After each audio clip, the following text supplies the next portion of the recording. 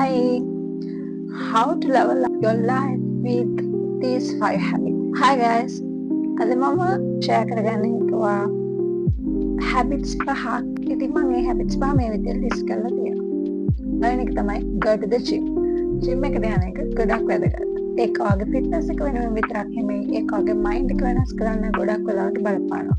සමහරවිට අපි සමහර කාලවලදී ගොඩක් පසු බහලා ඉන්න පුළුවන් ඒ වෙලාවට ජිම් එක ඔයාලට ගොඩක් හෙල්ප් කරනවා ඔයාගේ මයින්ඩ් එක රිලැක්ස් කරගන්න. ඒක හරියට මෙඩිටේෂන් එකක් වගේ. ඊළඟ එක තමයි write a journal. මම කලින් වීඩියෝ එකකින් කියලා තියෙනවා මම 2020 මුලින්ම ජර්නල් කරන්න පටන් ගත්තා. හැබැයි මම කාලයකදී ඒක නතර කළා. හැබැයි මම ආයෙත් මේ අවුරුද්දේ ඕගස්ට් වගේ ඉඳලා ජර්නල් කරන එක පටන් ගත්තා. ඉතින් ජර්නල් කරන එක ගොඩක් මයින්ඩ් එකට ඔයාගේ ගෝල්ස් වලට ફોකස් කරන්න ඒ වගේම ඔයාගේ දේවල් වලට තැන්ක්ෆුල් වෙන්න ජර්නල් එකක් තියෙන එක ගොඩක් වැදගත්. ඒක ඔයාව රිලැක්ස් කරනවා ඒ වගේම ඔයාව ફોකස් කරනවා. තුන්වෙනි එක තමයි බැලන්ස් යෝර් ඩේ. ඔයා කොච්චර කාර්යබහුල වුණත් ඔයාගේ හැම දෙයක්ම බැලන්ස් කරගන්න එක ගොඩක් වැදගත් දෙයක්. මේක මගෙන් ගොඩක් වෙලාවට උනේ නැති දෙයක්. දැන් මම ඒක කරන්න ෆුල් ට්‍රයි එක දෙනවා.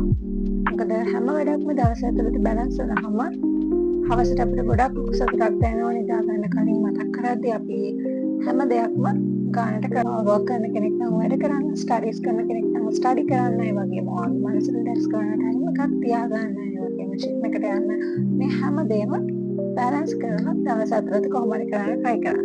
හතරවෙනි එක තමයි self care. ඉතින් self care කියන්නේ ලොකු ලක්ෂරි විදියට කරන්න ඕන එකක් නෙමෙයි. ඔයාගේ ස්කින් එක ගැන, එතකොට ඔයාගේ soul එක ගැන, ඔයාගේ body එක ගැන, මේ තුනම ගැන හොඳට care කරා නම් හරි. හොඳට තමන්ගේ බොඩි එක ක්ලීන් කරගෙන, එතකොට තමන් මෙඩිටේෂන් කරලා තමන්ගේ සෝල් එක මයින්ඩ් එක ක්ලීන් කරගෙන, ඒ වගේම තමන්ගේ ෆේස් එක ලස්සනට තියාගෙන ඔයාට ආදරය කරන්න, ඒ වගේම ඔයාට ගැන හොයලා බලන්න, ඔයා ආසදේවල් කරන්න සහ ඔයාගේ මයින්ඩ් එක පීස්ෆුල් විදියට තියාගන්න. ඊළඟ එක තමයි be consistent. මේ consistency එක තියාගන්න එක හරිම අමාරු වෙලක් මටත්. ඒ වගේම තමයි මම බොහොම අමාරුවෙන් තමයි ඒක කරන්නේ. හැබැයි අපි අපේ කරන්න තියෙන වැඩ ફોකස් කරලා අනිවාර්යෙන්ම මේක කරන්න ඕන කියලා කරොත් ඔයාට කන්සිස්ටන්සි එක තියාගෙන හැම වෙලාවම කරන්න. ඔයා ආයෙත් කරන්න තියෙන වැඩ මගහරින්න නැතුව දවස ගානේ චුට්ට හරි ඒ වැඩ කරොත් ඔයාට ඔයාගේ ගෝල්ස් වලට, ඔයාගේ ඩ්‍රීම්ස් වලට ඉක්මනටම ළඟා වෙන්න